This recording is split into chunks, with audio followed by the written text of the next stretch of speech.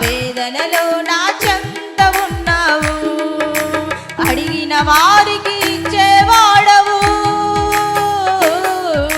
వెదకిన వారికి దొరికేవాడవు, అడిగిన వారికి ఇచ్చేవాడవు, వెదకిన వారికి దొరికేవాడు, తట్టిన వారికి తలుపులు తెరిచే దేవుడవు, తట్టిన వారికి తలుపులు తెరిచే దేవుడవు.